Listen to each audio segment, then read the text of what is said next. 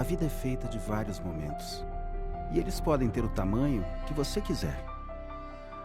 Um abraço pode ter o tamanho de uma saudade, de um até logo, ou de um eu consegui. O futuro também é assim. Ele pode ter o tamanho que você sonhar. É por ele que a PUC do Rio Grande do Sul pesquisa, inova e educa todos os dias. É por isso que nossa comunidade, nossos estudantes, professores, técnicos e profissionais de inúmeras áreas são incansáveis na busca do conhecimento e de soluções. E é assim que fazemos da PUC uma universidade do tamanho dos sonhos, dos abraços, dos olhares, dos sorrisos e das conquistas de quem acredita que o futuro tem apenas um tamanho: o tamanho que a gente quiser.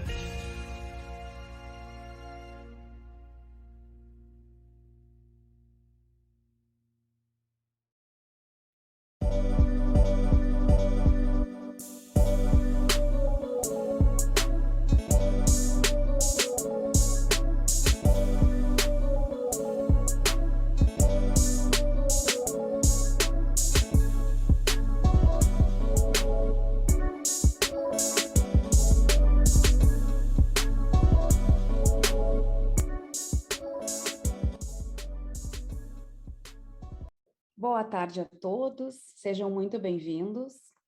Eu sou a professora Fernanda Fagiani, professora da Escola de Ciências da Saúde e da Vida da Pontifícia Universidade Católica do Rio Grande do Sul e pesquisadora no grupo de pesquisa em estudos olímpicos da PUC.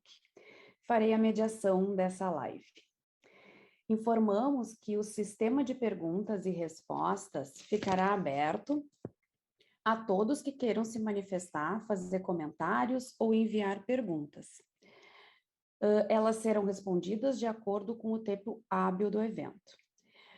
Dando continuidade ao Fórum de Estudos Olímpicos 2021, teremos agora o painel Estudos Paralímpicos pelo Mundo. Nossos convidados são a professora Dr. Esther Liberato Pereira do Brasil, o professor Dr. Ian Brittain, da Inglaterra, e o professor Dr. Eli Wolf, dos Estados Unidos. Cada um terá até 20 minutos para apresentarem suas falas. A primeira participação no painel é da professora Esther Liberato, que é professora do Departamento de Educação Física e do Desporto e do Programa de Pós-Graduação em História da Universidade Estadual de Montes Claros, Unimontes, em Minas Gerais, Brasil, doutora em Ciências do Movimento Humano pela Universidade Federal do Rio Grande do Sul, líder do Grupo de Estudos em História do Esporte e da Educação Física. Esther também desenvolve pesquisas históricas e socioculturais acerca do esporte, de práticas corporais, da educação física, esporte adaptado para pessoas com deficiência, esporte olímpico e paralímpico, além de práticas equestres. pesquisadora associada do Observatório do Esporte Paralímpico Brasileiro e Esportes Surdos da URGS. Professor Esther, a palavra é sua. Não está respondendo, embora ele esteja aqui na sala conosco. Talvez a gente possa antecipar a próxima apresentação para evitar o atraso da sessão. Vamos lá, então. Seguinte é o professor Ian Britton. Ian Britton is a researcher within the Centre of Business and Society at Coventry University, UK. His research É pesquisador dentro do Centro para Negócios em Sociedade na Universidade de Coventry, Reino Unido. Sua pesquisa foca principalmente nos aspectos históricos e sociológicos da deficiência e do esporte paralímpico. Ele também é advisor da Federação Internacional de Esportes para Amputados e Cadeirantes, que, sob um antigo manto, fundou os Jogos Paralímpicos e lida com toda a mídia e outras perguntas que recebem acerca de sua natureza histórica. A palavra é sua, professor Britton.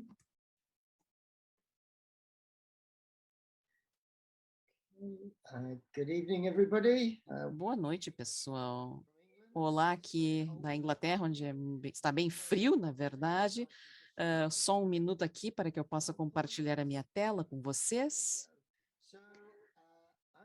Então, eu vou falar rapidamente, introduzir uma pesquisa paralímpica no qual eu me envolvi, talvez começar com um pouco de informação sobre por que me envolvi com pesquisas paralímpicas para começo de história.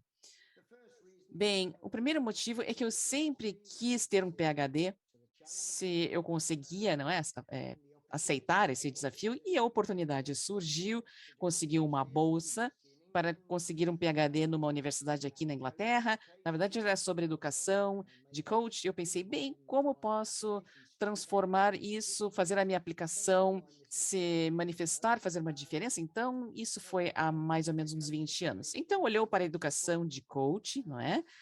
E isso acabou me levando a essa bolsa, e a maioria dos PhDs, bem, eu comecei com um assunto, não é? Um tópico, e acabei indo para um outro tópico, e acabei olhando como as barreiras dentro do envolvimento podem mudar dentro dos níveis básicos para os níveis paralímpicos. Uma das coisas que eu descobri ao longo do caminho é que realmente há áreas que realmente foram inexploradas dentro da pesquisa, dentro de estudos paralímpicos, porque qualquer coisa que tenha sido feito anteriormente em termos de esportes não deficientes poderiam ser feitos todos de novo, mas com uma carga de questões interessantes que podem entrar dentro desse mix analítico.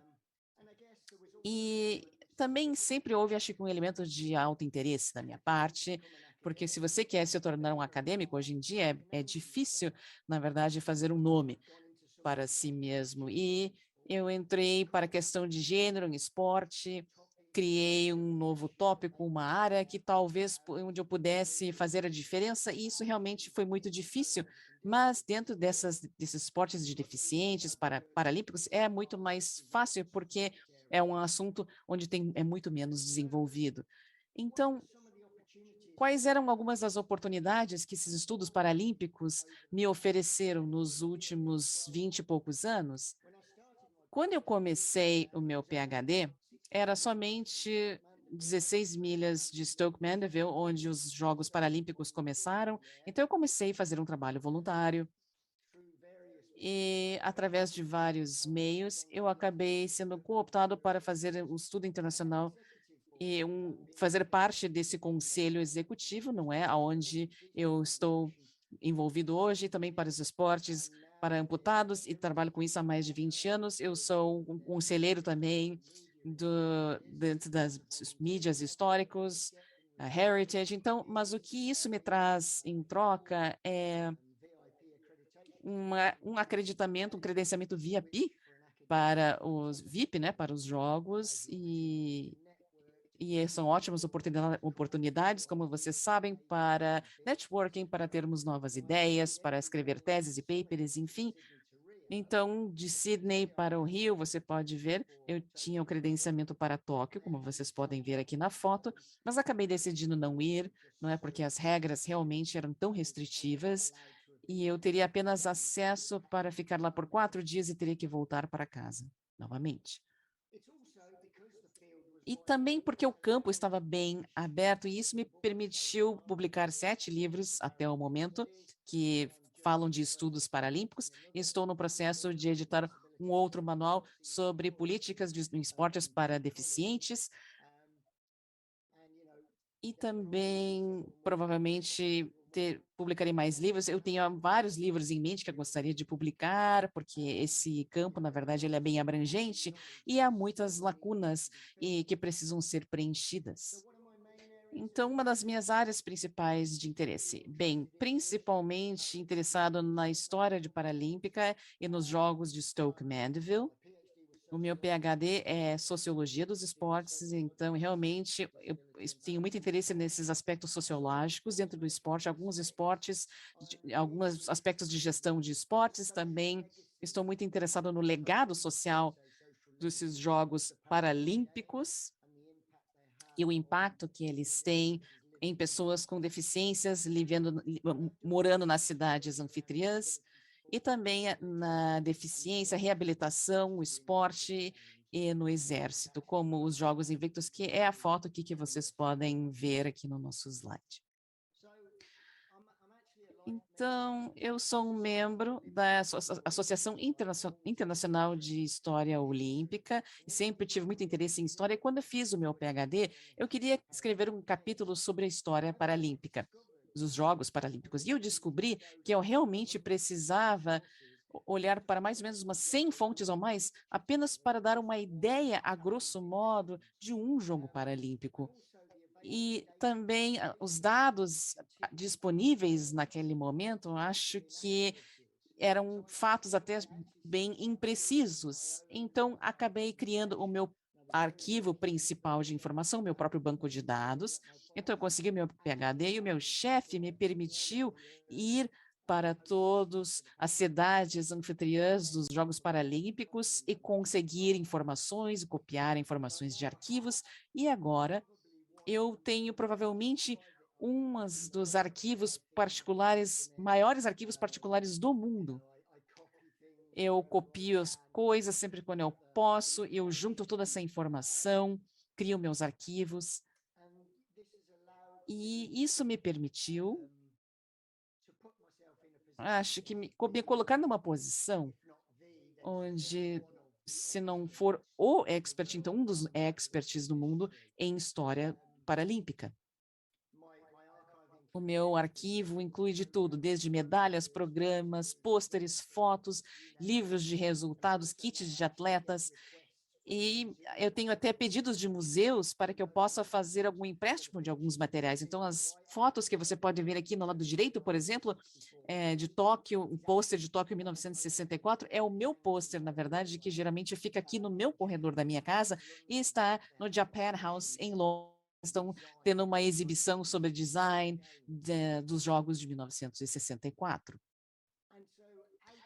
Então, além disso, depois de me tornar um especialista em história, isso me levou a muitas outras oportunidades. Então, os Jogos Paralímpicos de Londres, atuei como um consultor da cerimônia e proporcionei algumas dessas imagens em movimentos. Seth Coase, William Craven, quando eles estavam trabalhando lá, trabalho também como um advisor para o Heritage Trust. Eu tenho acesso a toda a informação, eu dou informação aos museus, faço a mesma coisa para o Museu Paralímpico nos Estados Unidos, com investimento de $50 milhões. O documentário de Netflix, Rising Phoenix, eu fui um consultor e vi algumas partes do filme e faço alguns comentários do filme. Eu também apareci no canal de documentário Invisible Bond, que fala sobre atletas cegos e suas situações. Então, isso, como vocês podem ver, me levou a uma gama de oportunidades diferentes. E a segunda coisa que eu queria falar hoje é sobre os legados sociais e os Jogos Paralímpicos. Eu vou dar um pouco de background do que eu quero dizer com isso. Antes da Segunda Guerra, indivíduos que tinham uma lesão na medula, geralmente levava a algum tipo de problema nos rins, por exemplo, e eles eram considerados, portanto, no fim da linha. Até que o neurocirurgião alemão judeu que fugiu da Alemanha nazista em 1939 chegou e tratava pessoas com lesões na coluna, e como parte disso, ele introduziu, como parte do processo de reabilitação, e 3 motivos que levou a fazer isso. Um é que ele era uma forma muito normal para fortalecer o corpo, Gutmann achava. Um dos primeiros esportes que ele introduziu foi o arco e a flecha, não é? Porque isso ajuda a fortalecer os ombros, os braços. Essas lesões na coluna dessas pessoas acabariam ajudando no fortalecimento, onde eles conseguem empurrar as suas cadeiras de rodas que podiam ser bem pesadas. Há também o valor psicológico disso, que o esporte tinha que ser algo divertido, senão também não teria nenhum tipo de benefício. E também o esporte também era uma forma muito boa de chegar a uma integração social. As pessoas podiam sair de Stoke Mandeville e podiam ir para o seu concurso de arco e flecha local que não fosse para pessoas deficientes, enfim, e talvez quebrar algumas dessas barreiras entre as pessoas deficientes e não deficientes. E se levarmos tudo isso para o dia de hoje, nós temos o Comitê Internacional Paralímpico e seu plano estratégico, que diz que a aspiração máxima do movimento paralímpico é fazer com que a sociedade seja mais inclusiva para pessoas que têm algum tipo de deficiência através do paraesporte. E eles também falam que os Jogos Paralímpicos é o evento esportivo número 1 no mundo para transformar as atitudes da sociedade em relação à deficiência. Ao aumentar o alcance dos Jogos Paralímpicos e aumentar esses eventos de paraesporte e também ter uma conscientização, brand awareness, esse movimento paralímpico, na verdade, se torna um legado transformacional que será aumentado. E eu acho que isso é uma das coisas que eu realmente tendo a interrogar e pensar na minha pesquisa, se isso é verdade, se isso é conquistável, etc.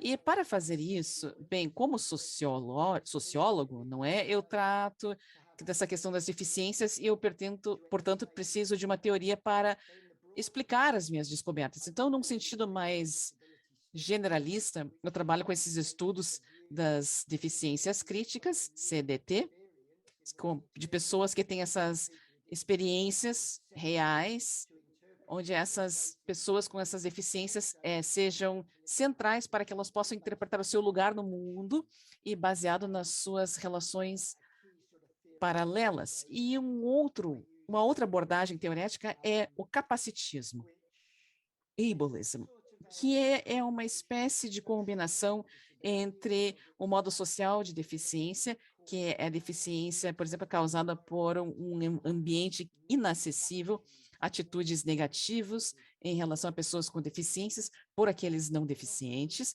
mas também dependem de um imperativo econômico e também podem ser internalizados por pessoas com deficiências. Então, por exemplo, se você muitas pessoas dizem para você que você é um inútil, por exemplo, você acaba acreditando nisso e você acaba agindo de acordo. Então, apenas como um exemplo bem rápido aqui, antes da pandemia, em março de 2019, eu estava viajando regularmente para Tóquio, eu entrevistei 26 japoneses com deficiência, junto com um intérprete, uma pessoa que falava inglês fluente também, E eu questionei eles sobre os seus sentimentos, sobre o impacto potencial dos Jogos de Tóquio, e algumas das descobertas chaves, rapidamente, eu descobri que, o idioma japonês, ele, ele é bem capacitista, então a pessoa para não deficiente significa totalmente saudável, comparado com pessoas com deficiência, por exemplo, que são pessoas não saudáveis. Isso não é verdade, não é verdade em geral. Então, você pode ser uma pessoa, ser uma pessoa com deficiência, com algum tipo de amputamento e ser saudável. Então, o idioma continuou sendo reforçando esses estereótipos negativos. Houve também uma concentração na ideia das barreiras desse ambiente. Por exemplo, eles estavam tornando as estações de metrô com acessibilidade, colocando elevadores, por exemplo, e o que eles descobriram é que esses elevadores, as pessoas geralmente acabam sendo preguiçosas e mesmo as pessoas não deficientes acabam usando esses elevadores. E, esses elevadores japoneses são bem pequenos, não é? Então, isso acabaria fazendo com que as pessoas cadeirantes com deficiências, enfim, não estava ajudando em termos de acessibilidade. E também estávamos fazendo coisas como colocando em shopping centers. Então, esses elevadores se encontravam nos shopping centers e não funcionavam até às 10 da manhã. Então, se você é uma pessoa com uma deficiência que precisasse usar o lift e queria chegar ao seu trabalho às 8 da manhã, você não podia usar a estação de metrô, embora eles chamassem isso de acessível. Então, ficou muito claro que a segregação ainda claramente existe dentro da sociedade japonesa. Havia muitos esportes apenas focados em deficiência, não esportes não deficientes, por exemplo, não permitiam as pessoas com cadeiras de rodas, ou porque eles achavam que poderiam acabar com o fluxo do esporte, enfim. Então, algumas das minhas pesquisas correntes. Tenho duas revisões aqui, eu espero que eles sejam positivamente aprovados nos próximos 2 dias. Primeiro, eu entrevistei 300 paralímpicos britânicos de 1960 a 2021 para ter a sua impressão de como eles se sentiam em relação aos Jogos Paralímpicos, se eles acham que esses Jogos Paralímpicos realmente fazem diferença para essa comunidade deficiente, ou se realmente faz diferença apenas para os atletas. São apenas os atletas que promovem essas mudanças, essas atitudes, não é? E a segunda é um trabalho com acadêmicos japoneses, que basicamente conduzimos um estudo de 3 anos pensando no impacto dos Jogos de Tóquio, mas também comparar isso com os impactos da pandemia e como isso tem afetado a vida dos japoneses com deficiência.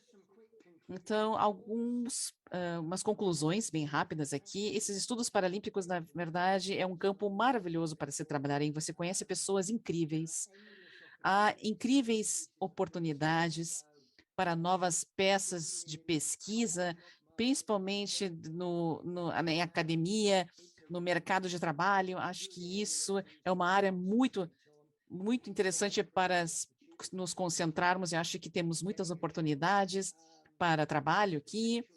É uma área com crescimento potencial, esses trabalhos em academia, não é? E praticamente como um cientista dos esportes, por exemplo, ou como coaching, ou vários tipos de áreas, porque há muito a desenvolver ainda, muitas nações ainda estão tentando acompanhar isso, colocar as estruturas e estruturar tudo para os esportes, para deficientes, para que eles possam conseguir maior sucesso dos Jogos Paralímpicos. Eu sou um sociólogo, um cientista, e eu acho que isso também é verdade para as ciências biomédicas também. Bem, tem mais um slide aqui. Estes são as informações para minha mídia social, se vocês tiverem algum interesse, ok? E, finalmente, para qualquer um que tiver interesse, eu farei uma conferência em Coventry sobre esporte para deficientes, promovendo direitos humanos, diversidade e inclusão. Será em 30 de junho, e por 2 dias em 2022. Mickey Matheson, Craig Spence o Conselho do Governo.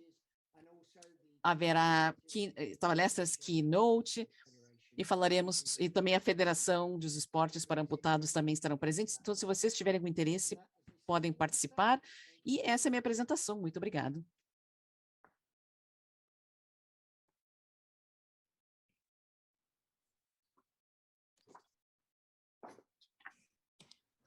Muito bem, agradecemos ao professor Britton. E agora vamos apresentar o nosso próximo convidado, o professor Eli Wolf. O Eli dirige o Power of Sport Lab, uma plataforma para alimentar e ampliar a criatividade, diversidade, conexão e liderança por meio do esporte. Eli foi cofundador do Disability in Sport International, Athletes for Human Rights, do Olympism Project e do Mentoring for Change. Eli atua como coordenador do programa Atletas e Mudança Social do Muhammad Ali Center. Eli é cofundador e conselheiro das iniciativas Sport and Society na Brown University e também é instrutor do programa Sport Management e do Human Rights Institute na University of Connecticut. O trabalho de Eli tem sido na intersecção de pesquisa, educação e defesa através do esporte, com foco no movimento olímpico, esporte e direitos humanos, deficiência e inclusão. Eli foi membro da Seleção Paralímpica de Futebol dos Estados Unidos nos Jogos Paralímpicos de 96 e 2004. É graduado pela Brown University e possui mestrado em Estudos Olímpicos pela German Sport University of Cologne. Com a palavra, o professor Eli. Certo. E eu tenho uma apresentação curta, na verdade, hoje. Então, é realmente uma honra de estar aqui. Eu peço desculpas pelas questões técnicas. Parece que todos estamos tendo algum problema técnico hoje. Não sei por quê, mas essas coisas acontecem. Então, eu queria primeiro me refocar aqui e usar esse meu tempo para falarmos um pouco sobre abrir um pouco os nossos horizontes, os nossos pensamentos, não apenas olhando para estudos paralímpicos, mas também sobre como podemos incorporar a inclusão de deficientes dentro dessa estrutura de estudos olímpicos. Então, eu queria entrar um pouco nesse assunto na minha apresentação.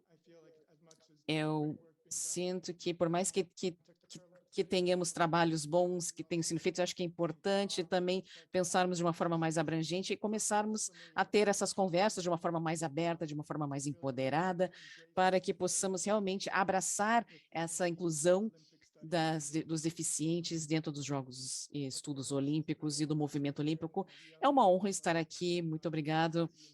Depois do professor Ian Britton, não é? Imagina todo o trabalho que ele fez, as suas contribuições no campo, enfim, é uma honra poder falar depois dele, e o trabalho todo que está sendo feito hoje, eu acho que estamos vendo muitas coisas boas acontecerem, então eu queria apenas agradecer, Ian, pelo seu trabalho incrível. E também um pouco sobre meu background. Eu fui paralímpico, um atleta 2 vezes, e isso tem a ver com o meu trabalho nas Nações Unidas, que eu fiz sobre deficiências, e isso acabou me envolvendo muito nesse termos de inclusão dos deficientes. Então, eu queria começar com algumas definições, acho que são formas de como podemos pensar sobre a inclusão de deficientes. Parte disso é que, com as iniciativas das Nações Unidas, eles começaram a olhar para a inclusão de deficientes. Então, recentemente, em 2019, um dos primeiros relatórios internacionais em estratégias em termos de inclusão de deficiência foi lançado, e temos que pensar o que isso significa, inclusão de deficientes, e como podemos abraçar isso em todos os aspectos, em todas as dimensões, não apenas no ambiente físico adultos, mas também em comunicação, informação, e como olhamos para as políticas, e como olhamos para as atitudes, e todas as diferentes formas para podermos engajar com as organizações e os sistemas, como que a inclusão da deficiência pode fazer parte disso. Então, toda essa noção de uma participação significativa, reconhecendo a diversidade, a voz e a presença da deficiência na mesa.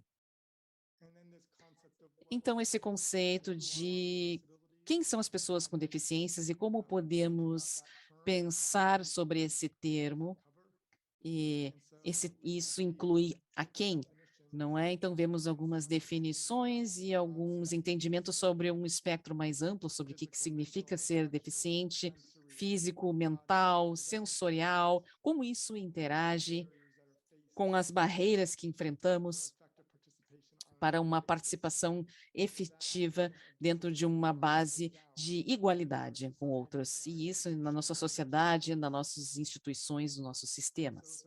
Então, é importante que pensemos nisso, nessa noção de que qualquer um pode se tornar deficiente, e acho que a deficiência existem deficiências visíveis e invisíveis, e isso faz parte dos nossos sistemas. Então, acho que temos que pensar sobre o sistema de movimento olímpico, esse sistema e como a deficiência está presente.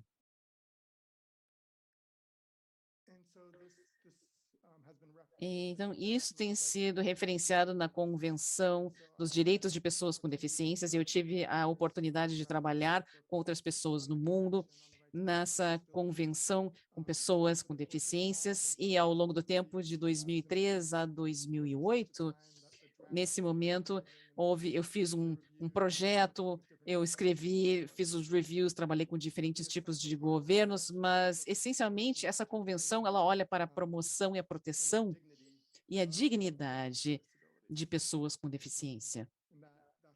E esse processo todo de olharmos para esses direitos, como articulamos eles, o que eles significam. Então, o meu papel e o trabalho que eu fiz com meus colegas dentro desse movimento paralímpico, Olimpíadas Especiais, enfim, em diferentes esportes com movimentos adaptativos ao longo do mundo, nós olhamos para o artigo 30, do qual eu vou falar, que fala sobre o direito de participação em esportes como recreação e atividades físicas.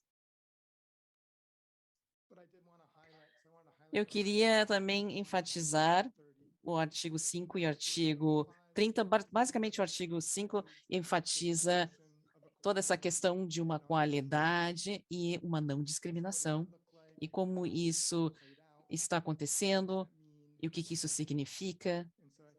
Então, eu acho que isso é bem importante, que a gente leve isso conosco, essa noção de igualdade e não discriminação. E aqui apenas uma parte do artigo 30 que eu estou compartilhando fala sobre inclusão nesse sentido e o direito de que essas pessoas têm nesse sentido, ambos em esportes, contexto de esportes mainstream ou esportes adaptativos para pessoas com deficiências que estão olhando para inclusão, todo esse espectro de inclusão e os tipos de oportunidades que existem. A parte dessa noção do artigo 30 é que ele tenta trazer à tona o fato e a realidade de que as pessoas com deficiência são parte do mundo dos esportes e de todos os tipos de esportes recreacionais, e não apenas nos campos de jogos, enfim, mas em muitos papéis, do qual eu vou falar daqui a pouco. Então, eu queria apenas enfatizar, como parte da introdução, e falar sobre o CRPD e o significado desse tratado internacional para pessoas com deficiências, reconhecer que o movimento olímpico tem um assento na mesa, tem um lugar na mesa. O IOC, ele está muito envolvido e tem um relacionamento e do qual eu mencionei anteriormente numa outra conferência hoje, em diferentes sessões sobre relacionamento entre o IOC e a ONU, recentemente o anúncio do Olimpismo 369, a iniciativa, não é? E parte disso se relaciona ao status do que o IOC tem, que é um status de observador permanente. Eu sei que isso tem acontecido desde 2009, onde o IOC foi elevado a esse status, não é? Para engajar e criar ao longo de todo o sistema da ONU. Então, é importante para que pensemos nesse relacionamento e como isso é feito e como é correlacionado a um movimento de inclusão de deficiência. Então, eu queria também enfatizar e pensar, quando olhamos para a Carta Olímpica no momento, e quando olhamos, por exemplo, para o princípio 6, que fala sobre não discriminação, a igualdade, agora a deficiência não está incluída nessa carta. Então, mesmo no verão, as organizações no mundo, eles se juntaram agora para chamar atenção a este ponto. E o IOC, portanto, vai fazer uma revisão desse processo sobre os direitos humanos, sobre essas iniciativas, para pelo menos termos uma conscientização da inclusão da deficiência. E acho que isso é importante pensarmos nisso e tentar fazer essa pergunta quando pensamos sobre como as pessoas com deficiência onde elas estão dentro desse movimento e como a sua deficiência acontece dentro das instituições, das instalações, durante a comunicação, ao longo de todos os diferentes tipos de elementos dentro do ambiente.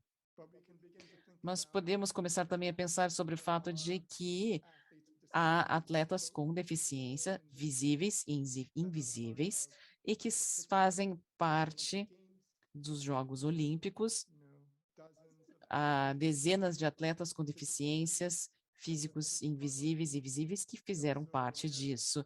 E também temos a conscientização de coaches, oficiais, administradores, mídia, alguns espectadores.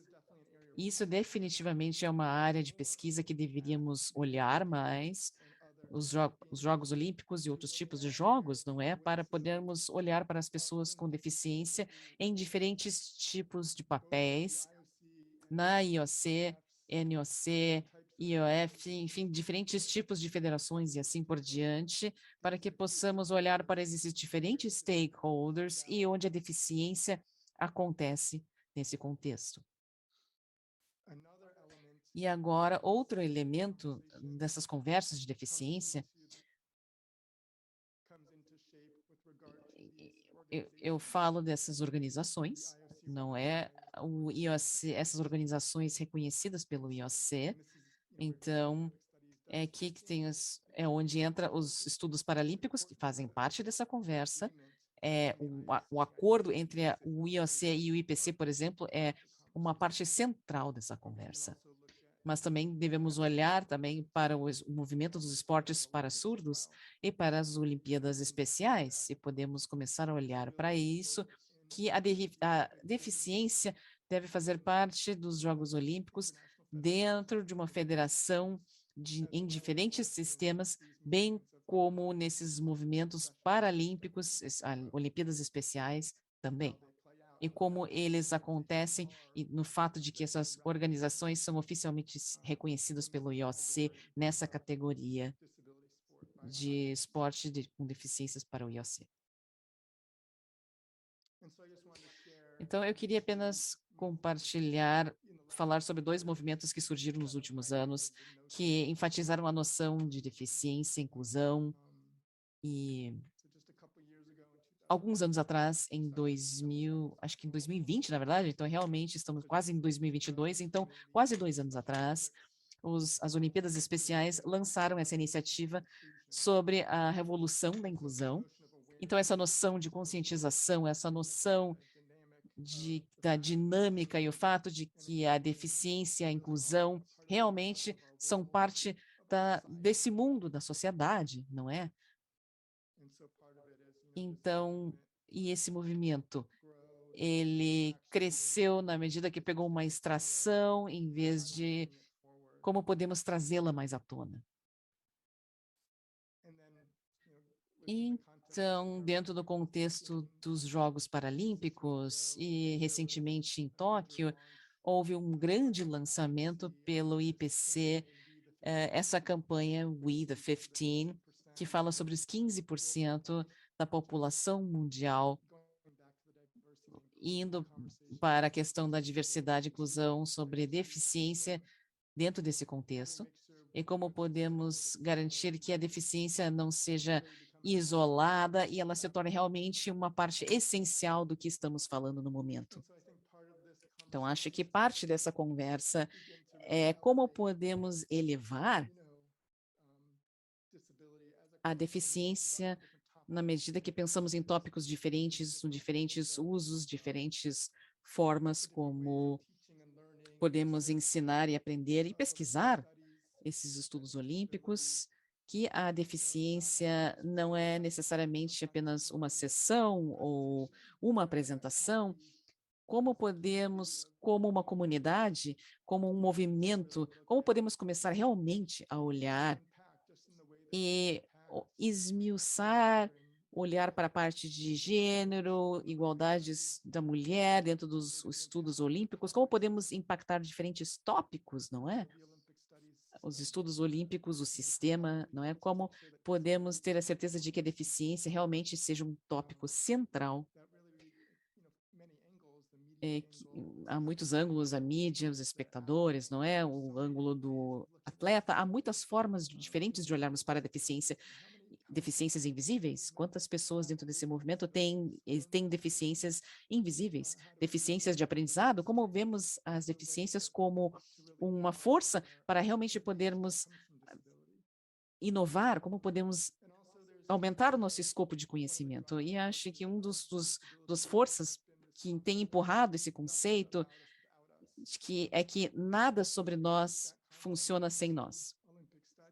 Então, acho que dentro desses estudos olímpicos, dentro desse movimento olímpico, precisamos realmente começar a pensar aonde a deficiência se encaixa, as pessoas com ou sem deficiências, estudando esses conceitos juntos, esses tópicos juntos, e ter a certeza de que essas vozes estejam ecoando com o que estamos compartilhando. Então, eu estou tentando fazer o possível para fazer isso funcionar, ser o driver dentro dessa perspectiva da ONU, tentando chamar atenção para essa questão e como podemos expandir as nossas conversas, não apenas para abraçar esses estudos paralímpicos, mas também expandir o diálogo em si. Então, muito obrigado e, bem, de volta para vocês.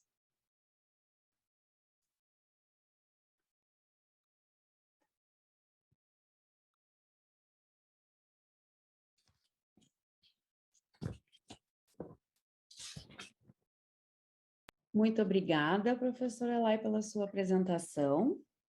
Agradecemos muito. E vamos passar, então, para o nosso próximo painel. Muito bem. Então, professora Esther, a palavra está contigo. Tá certo. Vocês me escutam bem? Sim. Obrigada. Oi. Perfeito. Perfeito? Obrigada. Então, muito boa tarde a todas e a todos. Antes de mais nada, gostaria de pedir desculpas aí pelo imprevisto, mas está tudo certo agora, vamos lá. Então, pessoal, também gostaria de, antes de mais nada, pensando muito na inclusão aqui da nossa atividade, em especial que agora vamos tematizar aí os esportes adaptados para pessoas com deficiência, esportes paralímpicos, queria pedir licença para eu fazer minha audiodescrição. Então, sou mulher, latino-americana, branca, para os padrões aí do Instituto Brasileiro de Geografia e Estatística, possuo cabelo na altura dos ombros, castanho claro, estou vestindo uma camisa colorida e estou situada aqui no escritório doméstico. Então, eu gostaria também de começar agradecendo muito pelo convite feito pelo professor Nelson Todi e a toda essa equipe de mais um excelente Fórum de Estudos Olímpicos, e é um prazer, uma satisfação, uma honra enorme poder estar aqui compartilhando essa mesa também com os professores Ian, Ilai e a Fernanda. Também gostaria de deixar registrado já de início meu agradecimento à professora doutora Janice Zarpellon Maso, que é a idealizadora deste que vou apresentar para vocês hoje, do Observatório do Esporte Paralímpico e Esportes Surdos, o OEPS, da Universidade Federal do Rio Grande do Sul. Então, vou apresentar para vocês um pouquinho da inserção do observatório e da inserção dele em uma rede interinstitucional de acervos. Então, a professora Janice, que é a idealizadora e coordenadora do observatório, e eu sou pesquisadora associada do observatório. Então, um agradecimento, obrigada pela oportunidade e pela confiança em estar aqui hoje representando este importante, belíssimo projeto. Pode passar para o próximo, por favor. Obrigada. Então, na minha apresentação, vou trazer algumas palavras sobre o início, né, da organização do observatório, na sequência trazer um pouquinho para vocês de algumas das ações já realizadas até então pelo projeto, ações tanto no âmbito científico, quanto educacional, social e cultural também. Posteriormente, tentar trazer de forma breve, né, em geral, um panorama dos estudos paralímpicos no Brasil, e, por fim, tratar um pouquinho da Academia Paralímpica Brasileira. Pode passar, por favor.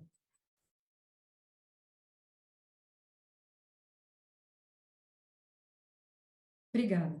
Então, pessoal, o Observatório do Esporte Paralímpico e Esportes Surdos, o OEPS, ele é um produto de uma pesquisa realizada sobre histórias e memórias da participação brasileira nos Jogos Paralímpicos.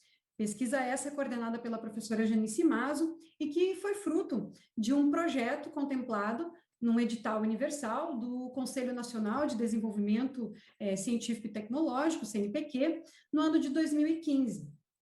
E, na sequência, um ano posterior, em 2016, em seguida da sua idealização, o observatório já foi implantado pela professora Janice Maso, na Escola de Educação Física, Fisioterapia e Dança, a ESEFID, da URGS, e também pelo Núcleo de Estudos em História e Memória do Esporte da Educação Física, o NEM, né, que é um grupo aí composto por estudantes de graduação, alguns bolsistas de iniciação científica, estudantes de pós-graduação, né, orientandos aí de mestrado, doutorado e pós-doutorado da professora Janice, e também por egressos do curso, e por pesquisadores associados também, como é o meu caso. Então, todo esse grupo compõe a equipe do observatório. E a partir do ano de 2019, o observatório, para além do esporte paralímpico, passou a tratar e a agregar também um acervo tematizando os esportes surdos, a partir da conclusão e defesa de uma tese de doutorado,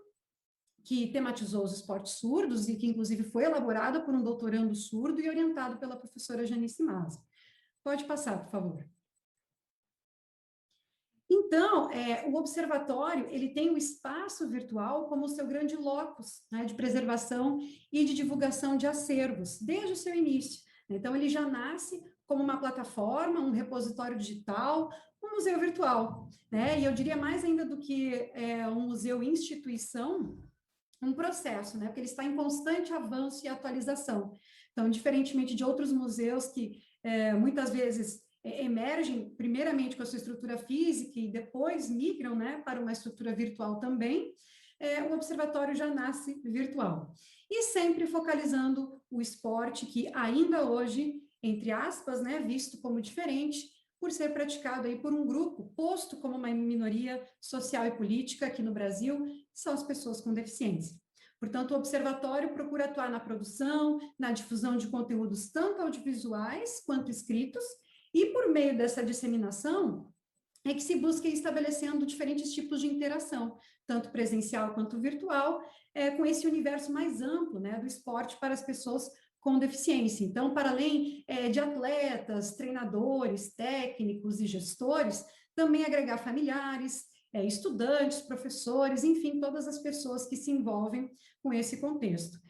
E o observatório procura atuar nessa indissociabilidade entre ensino, pesquisa e extensão, que é o grande tripé de ação de uma universidade.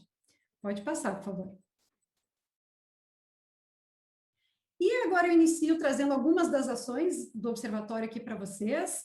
Eu começo destacando o fato do observatório compor um acervo interinstitucional, ou seja, ele está conectado em rede com outras instituições.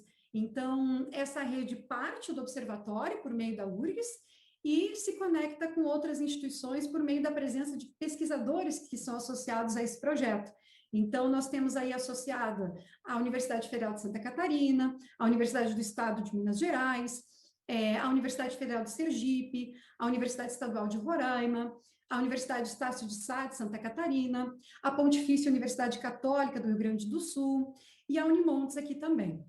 E essa rede propicia e potencializa as ações do observatório que ocorrem essencialmente em 3 grandes eixos, que são os eixos esperados aí para a atuação de um museu, que são o preservar, pesquisar e comunicar. Aqui eu trago um registro para vocês que ilustra a primeira exposição, por exemplo, como uma dessas ações de comunicação, né? Então, a primeira exposição organizada pela UEPS, no município de Tramandaí, lá no Rio Grande do Sul, e que tematizou a trajetória de uma atleta paralímpica de tênis de mesa, a Rosângela Dalcin, gaúcha e brasileira. Portanto, o observatório ele procura desempenhar essas suas funções no âmbito da formação, e não só na formação em ensino superior, né, por ele estar vinculado a uma universidade, mas também há uma grande preocupação em desempenhar suas funções de formação também conectadas com o ensino básico. Então, é também muito por este viés que buscamos estabelecer, aproximar, estreitar o diálogo aí entre a universidade e a sociedade, muito por meio das escolas. Pode passar, por favor. Então, aqui eu exemplifico este ponto que acabei aqui de trazer para vocês. Então, aqui a gente tem uma ação da ida do observatório, a ida dele à escola, né? Então, aqui algumas das atividades que já podemos realizar até então, como, por exemplo, as oficinas de esportes adaptados, como dessa imagem aqui à direita, no canto abaixo aqui à direita, né? É um exemplo de uma oficina de voleibol sentado, que aconteceu na Escola Municipal de Ensino Fundamental, Carlos Pessoa de Brum, em Porto Alegre, e não só oficinas, mas também os alunos, para além dessas oficinas, acompanhavam, né, e escutavam explicações em uma exposição sobre memórias esportivas, tanto olímpicas quanto paralímpicas. E para fechar a tarefa, era proposto como uma atividade de feedback que eles produzissem as suas percepções. Então, aqui nós temos os registros para ilustrar de algumas dessas percepções expressas em desenhos por alunos aí entre 8 e 11 anos de idade que vivenciaram essa proposta. Pode passar, por favor. Aqui eu trago para exemplificar um dos projetos também do observatório, que é o Memórias em Movimento do Esporte Paralímpico. Então, por meio desse projeto, se busca atuar na coleta dos depoimentos orais, né, das entrevistas, e a partir dessas entrevistas compor diferentes acervos, como, por exemplo, um acervo de documentários, que já temos bem estruturado, e a partir desse acervo composto, nós temos aí uma série de fontes disponíveis para a produção de pesquisas, né? Então, conseguindo cumprir aquelas ações inicialmente postas de um museu, né? Preservar, pesquisar, comunicar. Então, para ilustrar, eu trago aqui 2 registros, né, de uma oportunidade muito honrosa que eu tive de entrevistar, então, o Marcos Fernandes Alves, o Joca, um atleta paralímpico do adestramento para equestre aqui no Brasil, que conquistou, então, 2 medalhas paralímpicas em Pequim, em 2008. Pode passar, por favor. Aqui eu exemplifico para vocês outra ação importante do observatório, que são as exposições. No caso aqui desse exemplo, uma exposição virtual, né, que ganhou mais força ainda a partir desses tempos difíceis aí de pandemia. Então, esta que trago aqui é a exposição de si no esporte paralímpico, né, uma atividade aí que propôs apresentar as relações afetivas que as pessoas têm com diferentes artefatos, né, objetos, por exemplo, ligados a memórias e recordações com o esporte paralímpico.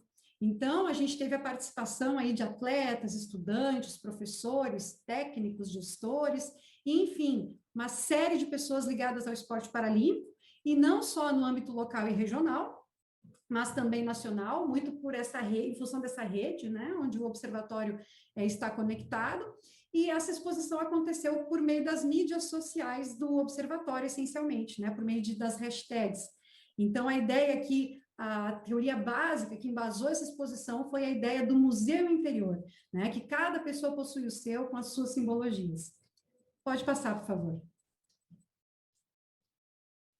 Aqui eu exemplifico para vocês uma ação ligada aos esportes surdos do Observatório. Então, aqui nós tivemos a oportunidade de organizar uma roda de conversa online, né, virtual, ao longo da participação do Observatório na 19ª Semana Nacional dos Museus, que foi promovida agora em 2021 pelo Instituto Brasileiro de Museus, o IBRAM, e aqui o Observatório, junto com outro projeto também idealizado e coordenado pela professora Janice Mazo, que é o Centro de Memória do Esporte, o CEME, aqui ambos os projetos se congregaram para proporcionar esse debate sobre os esportes surdos com importantes profissionais de atuação nessa área no Brasil.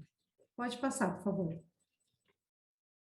Aqui eu trago para vocês alguns exemplos para ilustrar, alguns registros para ilustrar o engajamento dos integrantes do Observatório em diferentes ações propostas pelo Comitê Paralímpico Brasileiro, CPB. Então, por exemplo, nós temos aqui no primeiro registro, aqui mais à esquerda, a participação de uma das integrantes do Observatório, né, a professora Giandra, participando aí do evento Paralimpíadas Escolares, né, que é proposto, organizado pelo CPB, e é um evento de grandes dimensões e de importância, né, que propõe proporcionar a prática esportiva para crianças e jovens com deficiência. Então, integrantes do Observatório participando como voluntários desse evento. Nessa outra imagem, aqui mais à direita, a gente tem para ilustrar a participação também de integrantes do Observatório, no caso aqui, a estudante de doutorado Vitória, participando aqui de uma das oficinas, né, que foram promovidas pelo CPB ao longo do Seminário Internacional Paralímpico Escolar. Então, todas essas ações do comitê ligadas a uma formação continuada, com todas elas o Observatório procura se engajar de alguma forma por meio de seus integrantes. Pode passar, por favor. Agora eu inicio tentando trazer rapidamente, de forma breve aqui para vocês, um panorama um pouco geral, né, dos estudos paralímpicos no Brasil.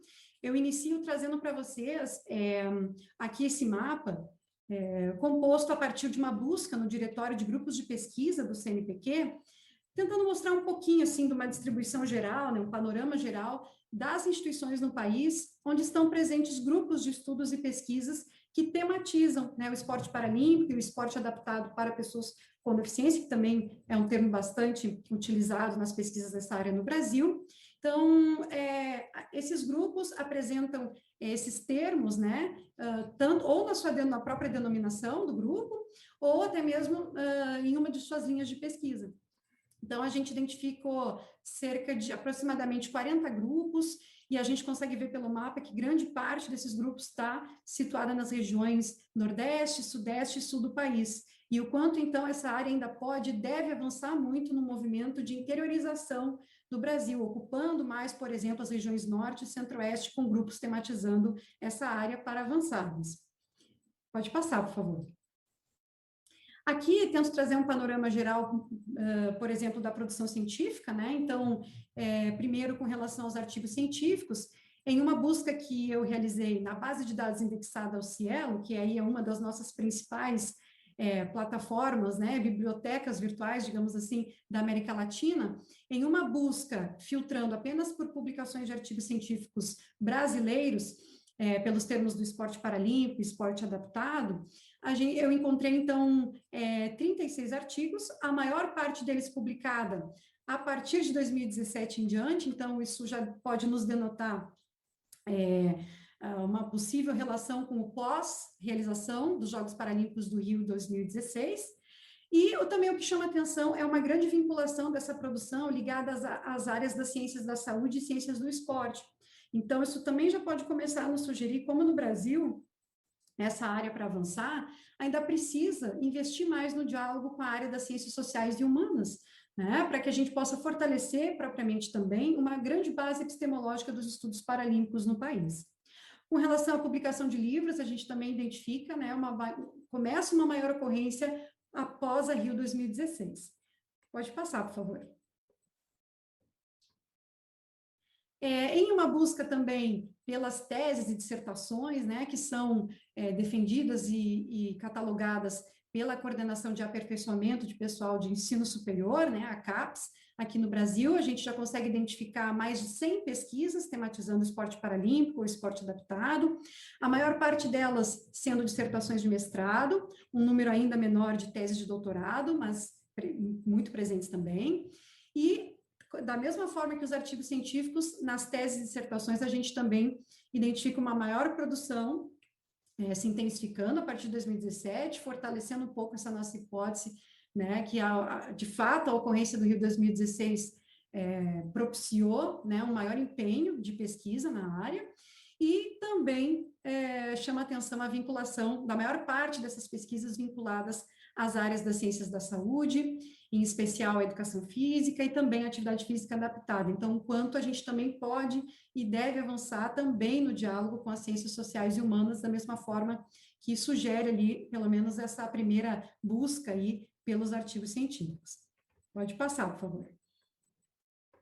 E aqui eu trago para vocês uma tentativa do observatório de contribuição nesse sentido, né, da área dos estudos paralímpicos. Então, algumas das nossas produções mais recentes, né, nessa linha, tentando aproximar, então, esse diálogo com ciências sociais e humanas. Então, por exemplo, nessa primeira imagem acima à esquerda, a gente teve um dossiê, né, que tematizou os Jogos Olímpicos e Paralímpicos em uma revista de ciências sociais, e tivemos a importante participação do grupo também publicando artigo nessa edição. Imediatamente ali acima ao lado, acima à direita, a gente tem um artigo publicado na revista da SOBAMA, né, que é a Sociedade Brasileira de Atividade Motora Adaptada. Então, um artigo que tematizou os meios de comunicação social e os Jogos Paralímpicos no Rio 2016. Depois, ali abaixo, no cantinho à esquerda, a gente tem um artigo publicado na revista Tema, e bem atual, né, que buscou trazer discussões relacionando o movimento paralímpico brasileiro com esse contexto da pandemia da Covid-19. Portanto, distanciamento social, isolamento social, que representações sociais foram produzidas por esses fenômenos nas mídias digitais. E, para só finalizar essa exemplificação, ilustração, nesse cantinho aqui abaixo à direita, um artigo publicado no Journal of Human Sport and Exercise, onde a gente buscou tematizar o esporte paralímpico no Brasil com o olimpismo. Então, buscando fazer um exercício de como as pesquisas até então publicadas nessa área poderiam apontar, né, a possibilidade de se trabalhar os valores ligados à educação e à constituição de uma cultura esportiva para crianças e jovens com deficiência.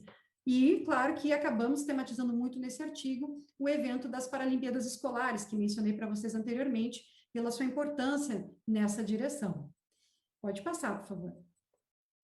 E aqui, para a gente finalizando, tratar um pouquinho, então, da Academia Paralímpica Brasileira, que é uma ação do Comitê Paralímpico Brasileiro.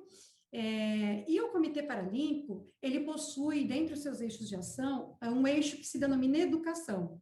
E dentro desse eixo nós temos dois braços, né, digamos assim, um braço ligado à educação paralímpica, né, que está muito voltada à organização e oferecimento de cursos de formação para atuação na área, né, tanto para atuação na área escolar, detecção de talentos, etc. E o outro braço é composto pela Academia Paralímpica, né, que foi concebida em 2010, e com o grande objetivo de aproximar o esporte paralímpico e o próprio Comitê Paralímpico Brasileiro do contexto acadêmico, né, das universidades. Então, no seu próprio regimento, né, de criação da academia, aparece como um dos seus grandes objetivos o fomento à produção e divulgação científica e tecnológica ligada ao esporte paralímpico.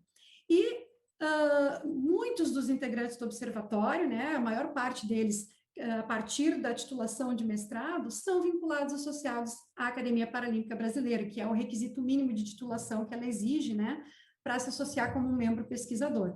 E esses integrantes associados participam de eventos e de cursos propostos pela academia, tanto cursos que ocorrem à distância, como presenciais também. Pode passar, por favor. Então, pessoal, desculpa, eu falei meio corrido, mas para tentar respeitar o máximo possível o tempo, então eu gostaria de deixar aqui para vocês divulgar os nossos canais virtuais. Então, é importantíssimo eu trazer agora aqui para vocês, já que eu falei dele todo o tempo, né, o observatório. Então, esse primeiro link que vocês veem é o link para vocês acessarem a plataforma virtual, né, do Observatório do Esporte Paralímpico e Esportes Surdos. O link imediatamente abaixo é do Centro de Memória do Esporte, o CEME, também da URGS, sobre o qual também falei rapidinho ali para vocês. E os dois projetos estão presentes nas mídias, né, nas redes sociais, no Twitter, no Facebook, no Instagram. Então, fiquem à vontade para conhecer, explorar e entrar em contato conosco. Pode passar para o próximo, por favor. E para fechar, também trago aqui para divulgar para vocês o meu contato, né, de e-mail, e também as mídias sociais aqui do grupo de estudos e pesquisas que eu idealizei e coordeno aqui na Unimontes, que é o GF, né, o Grupo de Estudos em História do Esporte e da Educação Física, e também o Centro de Memória do Esporte, o CEMESP, que também coordena aqui na Unimontes. Então, em nome do Observatório, do NEME, da URGS, aqui da Unimontes também, do programa de pós-graduação, do curso de Educação Física, eu gostaria de agradecer muito pela atenção de todos e todas vocês, pedir mais uma vez desculpas aí pelo imprevisto, estou à disposição para trocarmos figurinhas agora, e mais uma vez agradecer muito ao professor Nelson pela parceria, pelo convite, esperamos que o próximo fórum possa ser presencial, né? Então, nos cuidemos todos, vacinem-se e muito obrigada.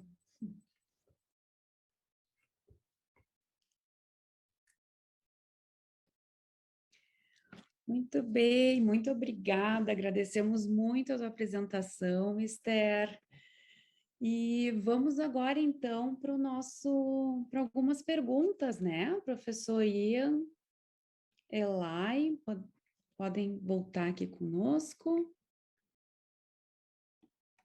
Então, mais uma vez, agradecer muito a presença de vocês e a participação. Temos aqui vou começar então fazendo uma pergunta que nós temos aqui, que foi enviada pelo professor Nelson Todt, né? Então, ele parabeniza todos os convidados pela excelente abordagem sobre o tema desse painel. E o professor Nelson traz, então, assim, nos últimos anos, percebe-se um expressivo crescimento no movimento paralímpico e, por consequência, dos estudos na área. Quais são os principais desafios dos estudos paralímpicos para que alcancem maior atenção da comunidade científica? Então, essa é uma pergunta geral.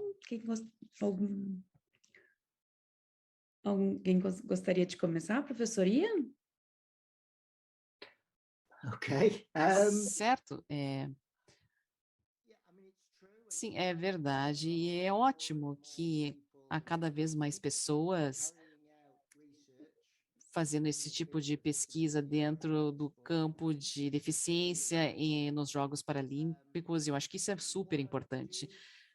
O que eu vejo frequentemente, como eu reviso artigos em jornais, enfim, muitas pessoas, na verdade, estão indo de esportes não deficientes, mas não se preocupam em aprender nada sobre estudos sobre a deficiência. Então, eles estão tentando apenas usar as mesmas lentes para esse contexto não deficiente para o esporte deficiente paralímpico. E isso acaba perdendo, acho que, as nuances e os interesses e as conclusões potenciais que podíamos encontrar através desses estudos. E esses estudos de deficiência, para deficiência, na verdade, pessoal, não é nada difícil, é simples para tendermos entender o básico dele e nos aprofundarmos junto, baseados na nossa metodologia, através de nossa pesquisa.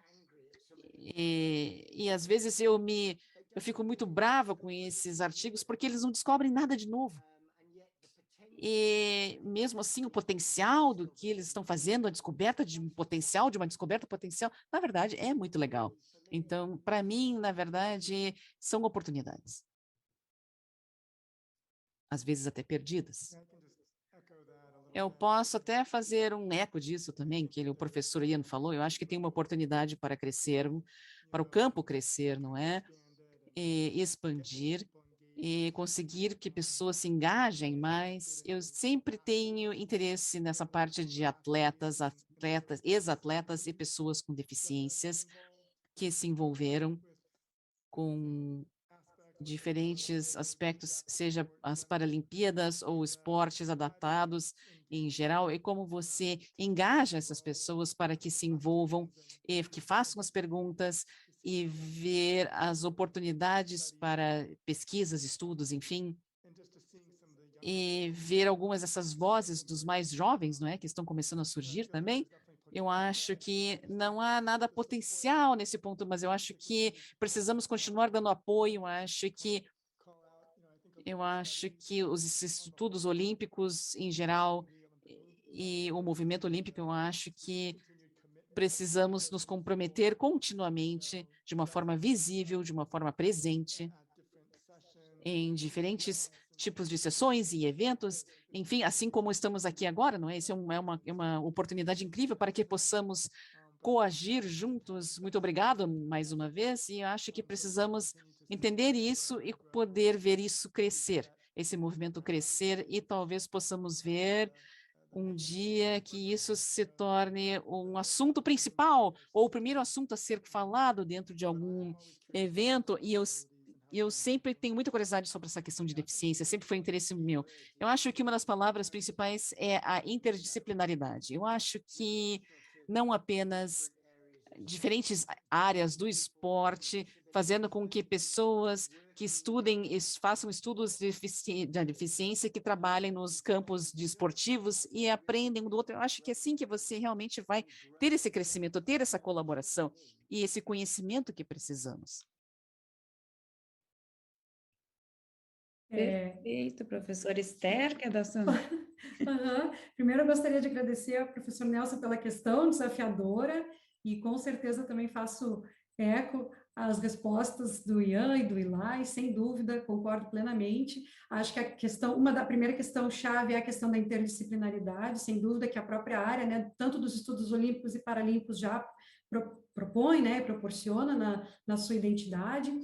E acho que uma possibilidade seria nós começarmos cada vez mais a avançar, explorar esse contexto esportivo paralímpico nos seus diferentes níveis, né? Então, começar a explorar no nível educacional também, o nível de lazer, né? O nível, enfim, níveis que vão propiciando a questão da inclusão, da questão do debate da inclusão, e podem propiciar um encontro, corroborar com uma tendência também que vem acontecendo nos estudos olímpicos mais recentemente, até mesmo em nível, acho que internacional, que é o debate do esporte olímpico e paralímpico, seus valores relacionados à questão da dignidade humana, né? Então, que nós tivemos aí uma publicação recente, também com a participação do professor Nelson e do E-Museu do Esporte, aqui no Brasil, tematizando. Eu acho que essa última edição dos Jogos Olímpicos e Paralímpicos, né, trouxeram isso muito à tona, essa questão da diversidade, né? Então isso acaba por propiciar os estudos paralímpicos a avançarem também, a ganharem espaço, chamarem atenção, né?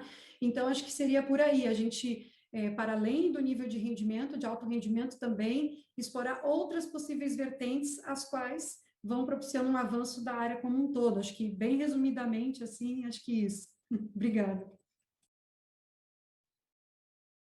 Agradeço, muito, muito interessante escutar essas respostas todas de vocês, né? Após, então, todos esses painéis que foram realizados, eu fiquei bastante impressionada também com os dados que tu traz, né, Esther, com relação ao aumento de números de publicações e de materiais, né, que foram surgindo após os Jogos do Rio 2016, né, isso nos motiva também a continuar pesquisando e vendo esse espaço se abrindo, né, cada vez mais, atingindo outras pessoas. Acho que isso é bem importante, né, a visibilidade que deu foi muito interessante e espero que a gente continue colhendo bons frutos aí, né, adiante. Tem uma outra pergunta, né, que também aqui apareceu aqui para a gente, que vai ao encontro do que nós estamos falando, é do Christian. Christian Ken, que é o nosso, trabalha com a gente, né, no nosso grupo de pesquisa, aluno da graduação da faculdade. Ele traz assim: olá, professores, obrigado pelas suas excelentes colocações. Minha pergunta vai em direção à realização dos Jogos Olímpicos e Paralímpicos. Desde 1988, as duas edições ocorrem no mesmo ano e nas mesmas cidades sedes, estimulando a união dos dois movimentos no que diz respeito aos mega-eventos e às ações que impactam a sociedade. Por isso, gostaria de saber de cada um dos painelistas o que pensam sobre os jogos também serem realizados no mesmo período. Quais os possíveis prós e contras, na opinião de vocês? Seria este um próximo passo para a parceria entre o Comitê Olímpico Internacional e o Comitê Paralímpico Internacional?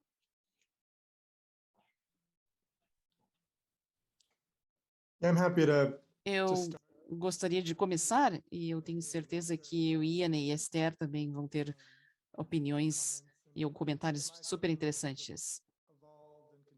Eu acho que isso vai continuar evoluindo, e eu acho que ter essa distinção devido à infraestrutura é desafiante, sem dúvida. Então, eu começo a pensar que talvez ter um evento grande ao mesmo tempo, tecnicamente falando, seria difícil. Então, há alguns benefícios, claro, de ter esses eventos acontecendo juntos, mas eu acho, no entanto, que, e eu vou só jogar algumas ideias aqui para que a gente possa continuar a conversa, mas eu acho que a nível de evento, sério, um evento como, por exemplo, iatismo, né? Se você fazer um evento nesse sentido que seja mais inclusivo, atletas que talvez, um outro evento talvez que os colegas possam ter falado e que talvez, não sei se chegaram a um consenso, não, mas um outro evento que talvez seja interessante seria a maratona, talvez. A maratona já é inclusiva em muitas cidades, a maratona de Boston, por exemplo, a maratona de Nova York, Londres, Berlim, Los Angeles. Então, pensarmos em termos logísticos, se isso fosse possível. E historicamente falando, nos Jogos de 85 em Los Angeles, quando eles tiveram a primeira maratona feminina, não é? Então, para 2028, ter a primeira maratona inclusiva, talvez.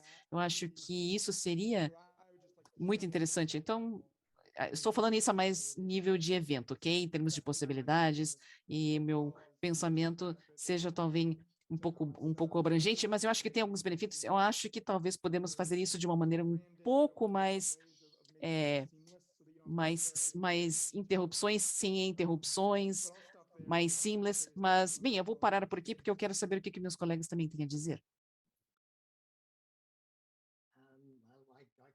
Bem, eu acho que o que eu posso dizer é que eu concordo.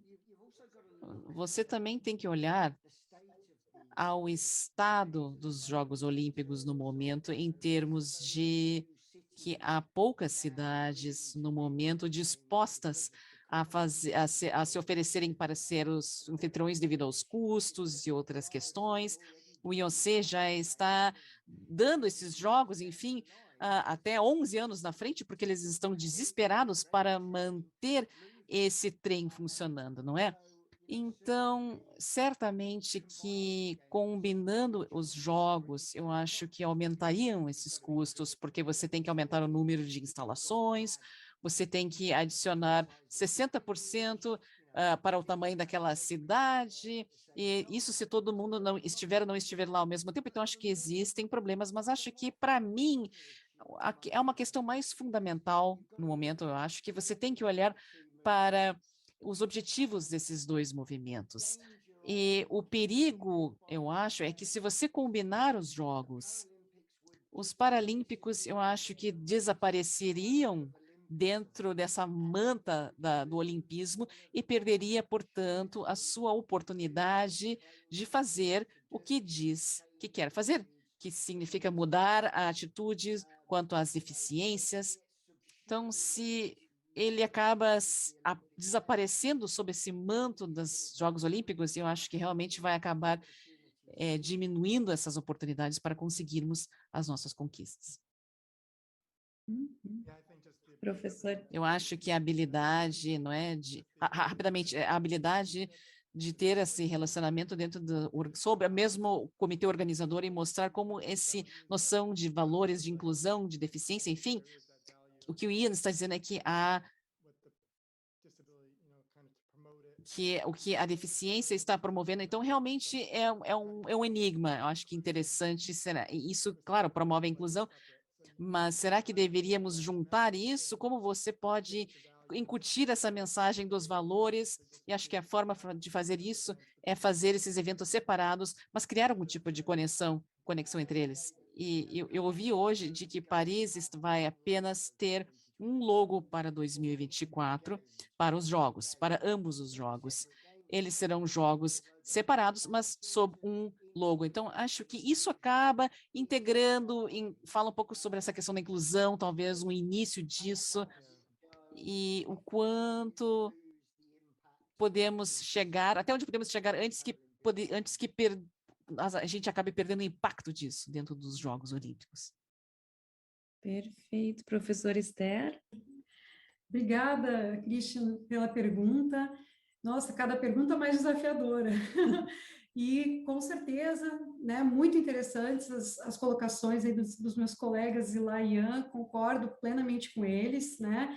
Ao mesmo tempo que já caminhamos aí para esse movimento, né, de uma integração, há que se ter mesmo, né, esse cuidado. Eu acho que eles pegaram bem a essência da questão, da gente não perder a grande essência da proposta, né, do movimento paralímpico e do próprio evento, né, dos Jogos Paralímpicos. Portanto, acho que o nosso desafio daqui para frente, tanto em termos da organização, né, e concretização dos jogos, quanto também por parte das pesquisas, né, ligadas aos estudos paralímpicos, é isso, como aproximar, né, os movimentos, os seus diálogos, né, em comum, sem necessariamente, né, perder, né, a especificidade e a importância das discussões que podem ser trazidas por cada um desse movimento. Então, uma excelente pergunta, acho que não há ainda uma resposta fechada, agora acho que ela só abre, né, abre para excelentes questões de pesquisa e futuras. Então, muito obrigada, é uma honra estar aqui compartilhando esse momento, assim, de trocas com vocês.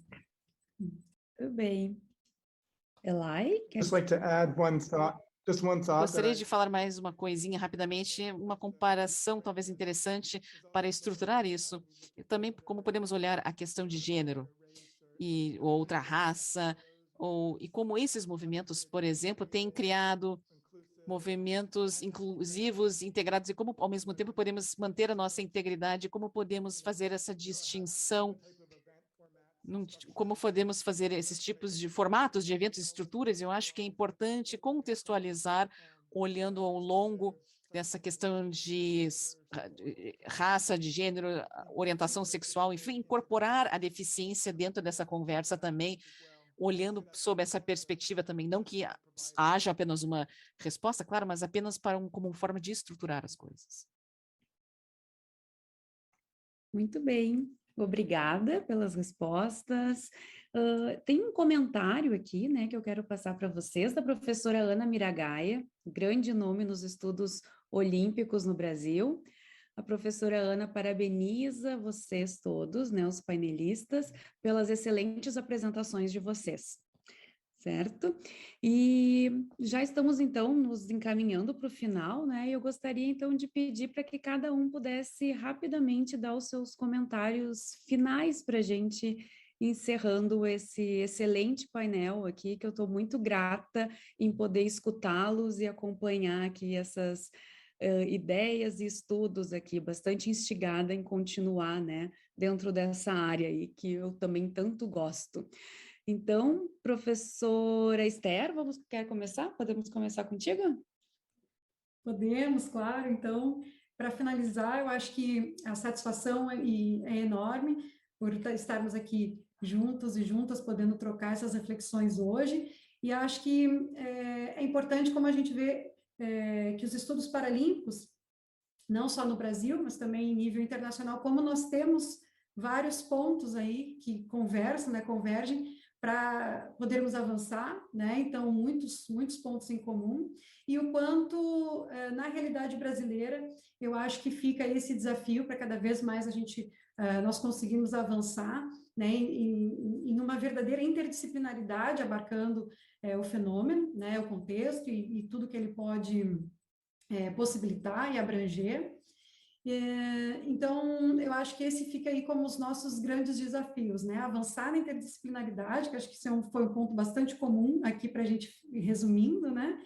E também esse diálogo internacional nessa troca, já que nós temos aí muitos pontos, né? Apesar das especificidades de cada país, de cada continente, como vai conseguindo avançar, muitos ainda são os pontos comuns para mantermos diálogo por meio dos eventos, das produções, das publicações, e o quanto é importante a gente seguir, para além de produzir as pesquisas, né, nos preocuparmos sempre cada vez mais com a forma com a qual nós comunicamos, né, todos esses resultados, porque é assim que, de fato, nós vamos conseguir avançar como um todo para a área, né? Então, aproveitar a ocorrência dos jogos, a ocorrência desses eventos, né, também acadêmicos, para que a partir disso a gente consiga mobilizar diferentes setores, né, e segmentos da sociedade, chamando atenção, né, para o movimento.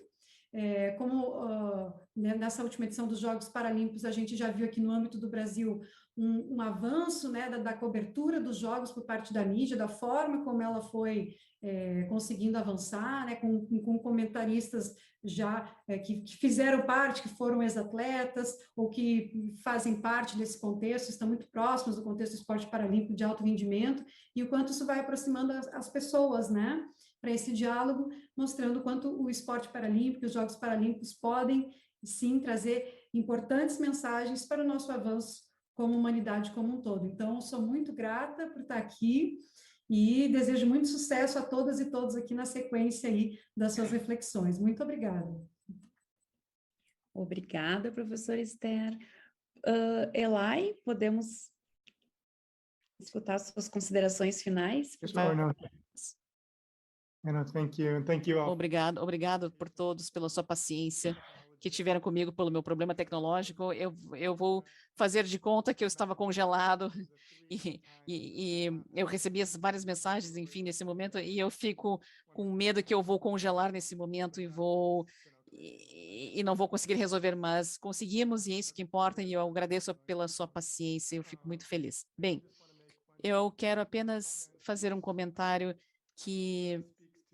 e isso tem a ver com da forma que conectamos essas políticas de pesquisa e as práticas e como podemos usar essas conversas e podemos levá-las adiante para que possamos, especialistas, enfim, e celebridades, inclusive, que se envolvam com isso. Eu acho que cada vez mais pessoas da academia, educadores, enfim, para que devemos ser consultados, devemos nos envolver nisso e termos essas conversas abertas e sinceras. Eu acho que isso, no final das contas, é o que se trata. Eu acho que, frequentemente, a deficiência, acho que está começando a mudar um pouco. Historicamente, no entanto, é um tópico que não se fala muito, ou você esconde, não é algo que seja interessante ou inovador ou impressionante. Então, eu acho que podemos mudar essa lente, enxergar isso de uma forma diferente e trazer a deficiência para o lado do empoderamento e abraçar esse tópico e engajar as pessoas em volta disso, para que possamos ecoar, e da mesma forma que a Esther falou, gostaria também de agradecer a todo mundo, é uma honra ter estado aqui com vocês hoje. Obrigada, Elai. Professor Ian, suas considerações finais, por favor. Eu acho que, elaborando um pouco sobre o que o Ian o Eli estava falando, acho que uma das coisas que nós percebemos e que precisamos lembrar é que as atitudes em frente às deficiências em geral, elas são impulsionadas por eventos mundiais, e no momento nós temos, quando o populismo está sendo difundido pelo mundo, nós temos a pandemia já por 18 meses, e ambos são detrimentais para esses grupos de minoria, de todos os tipos, eu diria, mas particularmente para pessoas com deficiências, e nós vimos muito disso ao longo da pandemia. E então, como podemos continuar essa luta? Eu acho que precisamos fazer trabalhos mais acadêmicos, práticos. Passamos muito tempo como acadêmicos dentro das nossas torres de marfim, não é? Olhando para artigos e lendo, enfim, mas só isso não é o suficiente. Claro, você pode ganhar talvez a sua promoção lá na frente, mas eu acho que isso, no final das contas, não, como um cientista social, por exemplo, nós temos que ser ativistas no final das contas. E eu acho que é sobre realmente mudar as pessoas e ter um impacto. E você não pode ter isso somente com grandes e complexas palavras em artigos, não é? Em revistas, enfim, científicos. Eu acho que precisamos trabalhar mais junto com as questões práticas. E acho que é isso que essa conferência são essas conferências são tão importantes, porque mistura a questão acadêmica, teórica, as práticas. Aí nos encontramos, aí temos esse coffee break, claro, isso tudo é deliberado, proposital, mas eu não estou interessado com o que está acontecendo, às vezes, na apresentação, são as conversas que acontecem no meio dos coffee breaks, no meio das pausas, quando as pessoas acabam se encontrando, e as pessoas permanecem em contato e começam a trabalhando juntas. E acho que esse realmente é a importância das conferências, eu acho. E eu acho que outro ponto importante eu não estou me tornando mais jovem, eu não vou viver para sempre, então eu preciso promover a próxima geração de pesquisadores para carregar o meu legado. Porque se não tiver ninguém para me seguir, bem, então meu trabalho foi uma perda de tempo. Então, talvez eu nem devesse me preocupar mais com isso. Então, eu acho que devemos inspirar essa próxima geração. Eu acho que o Ila estava falando com vínculos com o movimento olímpico, bem, 5, 6 anos atrás, eu entrei para o Kostas Georgiadis e falei com ele sobre o mestrado em IOA, e ele disse, onde está o conteúdo de deficiência? Onde estão os Jogos Paralímpicos? Bem, imagina quem passou 4 horas daquela tarde falando para os estudantes de mestrados de IOA sobre os Jogos Paralímpicos.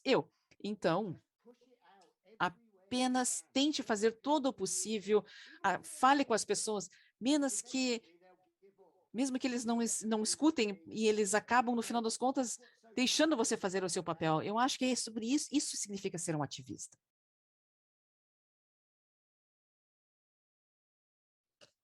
Excelente, professor Ian, todos, né, Esther, Elai, muito bom escutar esses comentários, os painéis, excelente contribuições, reflexões e trabalhos apresentados. Eu agradeço muito a participação de vocês.